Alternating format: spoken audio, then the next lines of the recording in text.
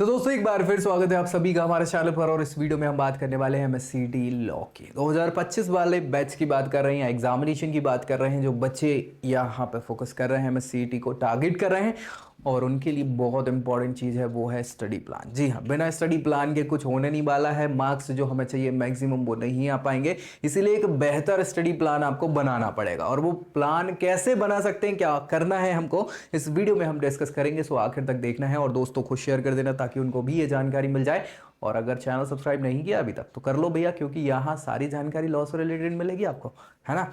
बाकी अपनी प्रोफाइल पे बेस्ट अगर जानना है कि हम बताएं तो नीचे प्रोफाइल एनालिसिस फॉर्म भी मिल जाएगा, उसको क्या कर सकते हैं, फिल करना है। हमारी टीम कांटेक्ट करके वो बताएगी क्या होगा आपके लिए बेस्ट। फिलहाल तो भैया क्या स्टडी प्लान होगा, कैसे क्या हमें सक्सेस मिलेगी, तो कुछ हम एडिशनल टिप्स भी आपको प्रोवाइड करेंगे बिल्कुल आखिर में, ताकि आपके मैक्सिमम मार्क्स आ सके। चलो सबसे पहली चीज़ जो हमें डिस्कस करनी है वो क्या कि स्टडी प्लान बनाने के लिए सबसे इंपॉर्टेंट चीज़ क्या है। इंपॉर्टेंट चीज़ यही है, वो लिखा होगा यहाँ पे। क्या लिखा है? हाँ लिखा तो है पैटर्न। जी हाँ, सबसे इंपॉर्टेंट है एग्जाम का पैटर्न, क्योंकि इसके हिसाब से ही हमें प्रिपरेशन करनी पड़ेगी, प्लान बनाना पड़ेगा। सो बहुत इंपॉर्टेंट ही हो जाता है। और उसके साथ साथ जो इंपॉर्टेंट चीज़ है वो है हमारा सिलेबस। बिना सिलेबस के तो हम कुछ कर ही नहीं सकते। कैसे करेंगे? क्योंकि हमें पता तो चलेगा कि कहाँ हम वीक हैं और कहाँ स्ट्रांग है, वो कैसे पता चलेगा? इस सिलेबस के बेसिस पे। तो इन दोनों चीज़ों से हमारा कुछ काम हो जाने वाला है। सबसे पहले हम समझ लेते हैं थोड़ा सा पैटर्न और क्या कैसा सिलेबस होने वाला है, बहुत सारी चीज़ें। तो पैटर्न आपको पता ही है कि हमें 120 मिनट मिलने वाले हैं, यानी 2 आवर्स का ये एग्जाम हमारा होने वाला है, जिसमें हमारा ये पूरा एग्जाम एमसीक्यू बेस्ड होगा। और एमसीक्यू बेस्ड 150 क्वेश्चंस यहाँ पे आएंगे। इन क्वेश्चंस में 1 मार्क्स सही करने पर मिलेगा और कोई नेगेटिव मार्किंग नहीं है, ठीक है, गलत आंसर पे। यानी कि मैक्सिमम मार्क्स जो हैं वो हमारे 150 मार्क्स हो सकते हैं अगर हमारे सब तुक्के लग गए तो, मतलब अगर सब सही करते तो, ठीक है। सो ये पूरा पैटर्न है जिसको आपको ध्यान में रखना पड़ेगा, ठीक है भाई। हाँ, सारे क्वेश्चन करके आना है, अटेम्प्ट करना ही है, ये भी याद रखिए, नहीं तो आप फिर रेस से बाहर हो जाओगे, ठीक है। चले अभी सिलेबस की बात कर लेते हैं। सिलेबस मतलब कौन कौन से सेक्शन से ये 150 क्वेश्चंस आएंगे। तो सबसे पहले तो हमें पता हो हमारा सेक्शंस, लीगल एप्टीट्यूड और लीगल रीजनिंग, ये इंपॉर्टेंट है भैया। 40 क्वेश्चंस यहां से बनेंगे लगभग, है ना, याद रखना इस चीज को। जनरल नॉलेज और करंट अफेयर्स, यहां से भी लगभग 30 से 40 क्वेश्चंस बनने वाले हैं, तो अच्छा खासा पढ़ना पड़ेगा इसको। लॉजिकल और एनालिटिकल रीजनिंग, ये भी लगभग 40 क्वेश्चंस के मार्क्स यहाँ पे आएंगे, 30 के आसपास जो भी। और 30 के आसपास जो है वो क्या आएंगे, इंग्लिश के क्वेश्चंस आएंगे 20 से 30 के आसपास। मैथमेटिक्स बचती बेसिक लेवल के 10 क्वेश्चंस कुछ आते हैं, तो वो देख लेना। ऐसे कुछ करके 150 के आसपास का पूरा पैटर्न आपको समझ में आ जाएगा, ठीक है। मार्किंग स्कीम हमने डिस्कस कर ही ली है, नो नेगेटिव मार्किंग और +1 है सही आंसर पे, बढ़िया, ठीक है। तो स्टडी प्लान क्या होना चाहिए? स्टडी प्लान बेसिकली हम जो बनाएंगे वो क्या बनाएंगे यहाँ पे हमारा, हाँ, टोटल 4 से 6 घंटे का हमें टाइम अपने आप को देना होगा इस पर्टिकुलर एग्जामिनेशन के लिए। अब ये डिपेंड करता है आपके ऊपर। 4 से 6 घंटे मतलब उन स्टूडेंट के लिए जिन्हें लगता है कि यार ठीक ठाक है मेरा स्टडी का शेड्यूल या मैं पढ़ाई में ठीक हूँ, तो वो 5 घंटे 6 घंटे दे सकते हैं। अगर आपको लगता है कि आप कमज़ोर हैं पढ़ाई में, तो आपको क्या करना पड़ेगा, थोड़ा सा टाइम बढ़ाना पड़ेगा। ये आपके ऊपर डिपेंड करता है, मैं यहाँ नहीं आकर हूँ, आपको ये बनाना पड़ेगा डेली बेसिस का। साथ ही साथ यहाँ पे हमें सभी सब्जेक्ट्स को अपने इस स्टडी प्लान में कवर करके रखना होगा, यानी सभी के सभी सब्जेक्ट आए डेली बेसिस पे हमें उन्हें पढ़ना है। अब जो आपका अच्छा सब्जेक्ट है, यानी स्ट्रॉन्ग एरिया वाले सब्जेक्ट हैं, उनको हो सकता है आप कम टाइम दे दो, कोई दिक्कत नहीं। लेकिन जो कमजोर है विषय, यानी कि जो हमारे वीक एरियाज हैं, उनके लिए हमें थोड़ा सा ज्यादा समय निकालना पड़ेगा और इसी स्टडी प्लान में उसको लेके आना पड़ेगा, शेड्यूल में लेके आना पड़ेगा। रिवीजन भी आपको करना है डेली बेसिस पे और कुछ कोशिश करना है कि हम टेस्ट वगैरह लगाना स्टार्ट कर दें। भले 1 2 5 10 क्वेश्चन से स्टार्ट करेंगे, लेकिन आगे चल के हमें पूरा फुल फ्लेज्ड क्या करना पड़ेगा, टेस्ट लगाना पड़ेगा। मॉक टेस्ट उसको हम बोल सकते हैं, ठीक है, डिपेंड करेगा सारी चीज़ें। तो ये एक बेसिक स्टार्ट हमारा होगा स्टडी प्लान का, जो आपको डेली बेसिस पे करना। ऐसा नहीं है कि आज हमने 6 घंटे की जगह 8 घंटे पढ़ लिया, कल हम पढ़ना ही भूल गए, नहीं भैया, रोज आपको पढ़ना है। तो उस हिसाब से आपको दिमाग लगाना है कि हम 6 घंटे रोज दे सकते हैं, कि 7 दे सकते हैं, कि 8 दे सकते हैं, कि 4 घंटे दे सकते हैं। तो वो आपको क्या करना है, कंटिन्यूटी बना के रखनी पड़ेगी। फिर क्या करना है, सेक्शन वाइज आपको ध्यान रखना है, फोकस उन पर करना है, कौन से सेक्शन को हमें ज़्यादा टाइम देना है। अब देख लो भैया, जैसे अगर हम बात करें लीगल एप्टीट्यूड और रीजनिंग की, ये इंपॉर्टेंट है और 40 के आसपास क्वेश्चंस आपको यहाँ पर मिलेंगे। सो भाई उसके लिए हमें पढ़ना क्या क्या है, लीगल टर्मिनोलॉजीज पे थोड़ा सा ध्यान देना पड़ेगा, लीगल प्रिंसिपल्स जो हैं, लीगल मैगजिम्स जो हैं, उन पे हमें ध्यान देना पड़ेगा। इनके बिना काम होने नहीं वाला, क्योंकि क्वेश्चंस यहीं से बनते हैं सबसे ज़्यादा। सो इसको ध्यान दो। फिर आ गया जनरल नॉलेज। अब जनरल नॉलेज के लिए हम क्या कर सकते हैं, तो हमें भैया क्या करना है, कोई पर्टिकुलर, हाँ, बुक जो है जिसमें ऑल टोटल जनरल नॉलेज आपको मिल जाता है, उसको प्रेफर कर लो। न्यूज़पेपर तो डेली बेसिस पे पढ़ना है। क्यों पढ़ना है? क्योंकि इससे हमारा करंट अफेयर्स कंप्लीट होगा, ठीक है। बाकी करंट इवेंट्स के लिए कुछ फॉलो भी आप कर सकते हैं, मैगजीन्स वगैरह आप चाहें तो ईयरली भी आती है, कुछ हाफ ईयरली आती है, कुछ मंथली बेसिस की आती है, तो वो आप देख सकते हो। ठीक है, जनरल नॉलेज के कैप्सूल्स वगैरह मंथली वाले आते हैं, वो भी देख सकते हैं।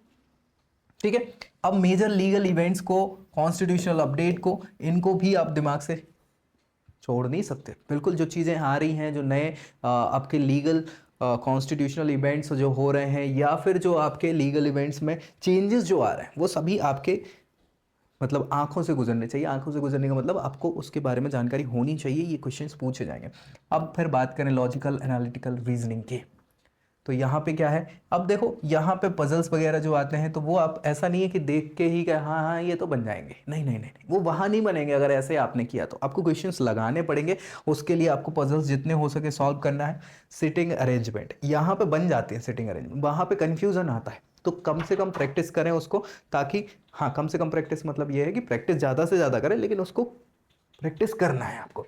कोडिंग डिकोडिंग ये बहुत सरल क्वेश्चंस होते हैं, अगर ये हमसे बन जाते हैं तो, नहीं बनते तो इनसे टफ कुछ नहीं होता, तो इसलिए इनकी भी प्रैक्टिस आपको करनी होगी, तो ये आप ध्यान रखेंगे। इसके अलावा अगर हम बात करें तो क्विज वगैरह जो है वो हमें लगाते रहना है ना, क्वेश्चंस लगाते रहना है लीगल रीजनिंग से रिलेटेड। मॉक क्वेश्चंस के लिए हमें प्रैक्टिस करना है, क्योंकि इससे हमारी स्पीड बढ़ेगी। अब आप खुद सोचो ना भाई, आपके पास 120 मिनट है और क्वेश्चन अटेम्प्ट आपको 150 करने हैं, तो भाई 30, अगर 1 मिनट भी हम लेते हैं क्वेश्चन को तो हमारा कंप्लीट हो नहीं पाएगा यार सिलेबस, है कि नहीं।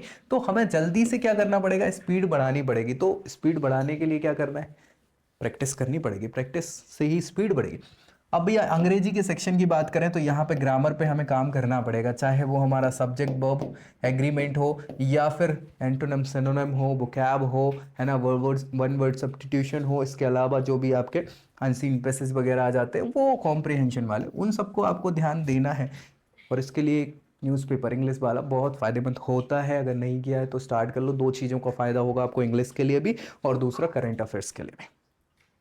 प्रीवियस ईयर पेपर्स तो आपको लगाने ही है, ताकि हमें पैटर्न समझ में आ जाए, क्वेश्चन समझ में आ जाए किस टाइप के पूछे जाते हैं, ताकि हमें थोड़ा सा उससे फायदा मिले। मैथमेटिक्स के लिए आपको क्या करना है, अर्थमेटिक पे, बेसिक अर्थमेटिक पे फोकस करना है, 10th क्लास लेवल की, है ना।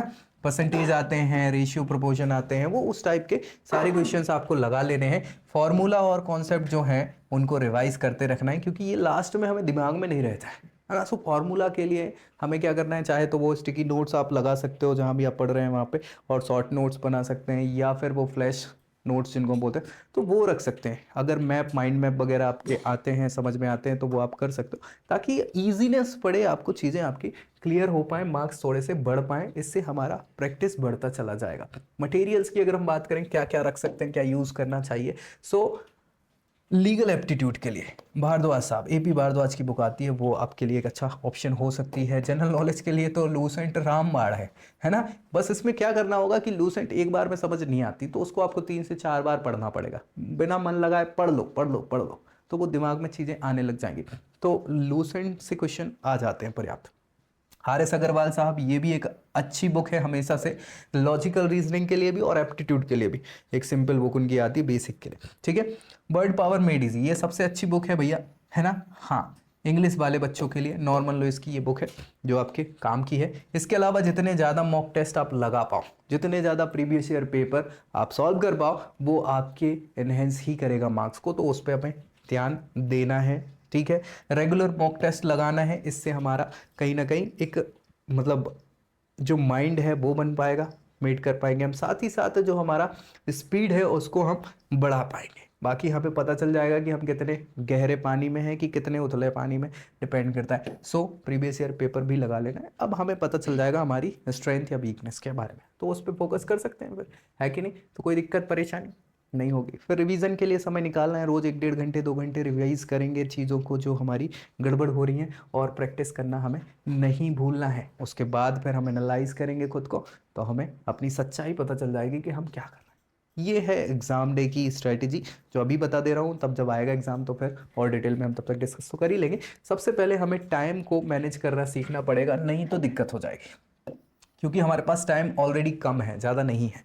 सो हमें ज़्यादा स्पेंड नहीं करना है टाइम किसी ऐसी क्वेश्चन पे जो हमें 1 मार्क्स के लिए हम पता चले 2 मिनट दे दिया, नहीं देना है, बिल्कुल देना ही नहीं है। अगर आपके क्वेश्चन जो है 30 से 40 सेकंड में नहीं हो रहा है तो उसको छोड़ दो, क्योंकि उससे बहुत कुछ होने नहीं वाला है, बाद में तुक्का मार देना लास्ट के लिए, है ना, ज़्यादा से ज़्यादा गलत ही होगा और क्या। और वैसे भी समय दे दोगे तो 2 क्वेश्चन जो बन सकते हैं वो नहीं हो पाए, है ना।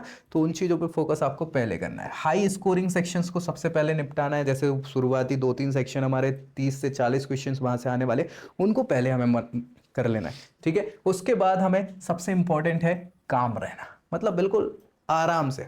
गुस्सा और जल्दबाजी कब होती है, जब हमसे कुछ बन नहीं रहा होता, ठीक है। सो हमें एग्जाम के समय बिल्कुल काम रहना है, कोशिश तो करना है, एटलीस्ट करते हैं बच्चे, कॉन्फिडेंट रहना है चीज़ों को लेके। और जब आप प्रैक्टिस वगैरह कर लेंगे ना तो ये चीज़ें बड़ी इजीली हो जाती हैं, ठीक है।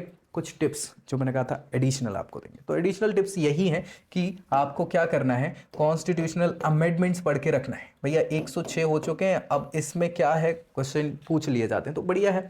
लीगल टर्मिनोलॉजी को थोड़ा सा पढ़ लेना है, ताकि वो आपको यहीं से क्वेश्चंस पूछे जाते हैं। साथ ही साथ स्पीड और एक्यूरेसी को हमें मेंटेन करना है, इसके लिए हमें डेली प्रैक्टिस करनी पड़ेगी। कुछ क्विज आप लगा सकते हैं, कुछ एप्लीकेशंस हैं जहाँ पे कुछ क्वेश्चंस मिल जाते हैं, जीके के, करंट अफेयर्स के, लीगल रीजनिंग वगैरह के भी, तो उनको आपको लगाते रहना है ताकि आपकी स्पीड मेंटेन हो जाए। और इसके अलावा हमें थोड़ा सा हेल्थी रूटीन को फोकस करना है, फॉलो करना है, ताकि हम थोड़े से ठीक ठाक रहें। भाई नींद वगैरह प्रॉपर लेना है, डाइट आपको सही रखना है, ताकि एग्ज़ाम में जो समस्याएं आती हैं ना वो ना आए, है ना। और कंसिस्टेंसी आप बना के रखोगे तो मुझे नहीं लगता कोई दिक्कत होगी, आपकी प्रिपरेशन बहुत बेहतर होगी। हमें अपने वीक एरियाज़ पे फोकस करना होगा, और इससे क्या होगा, हम जो अचीव करना चाहते हैं वो हमें अचीवेबल बनेगा और अचीव हो जाएगा। और बस यही सारी तो चीज़ें थी जो आपको दिमाग में रखनी है स्टडी प्लान के लिए, शेड्यूल के लिए, और साथ में हाई मार्क्स के लिए। बाकी कुछ बच जाता है, डाउट होता है तो कमेंट करिए, दोस्तों में शेयर करिए, और चैनल सब्सक्राइब करना बिल्कुल मत भूलिए। सो अगली वीडियो में अगली जानकारी के साथ मिलेंगे, तब तक के लिए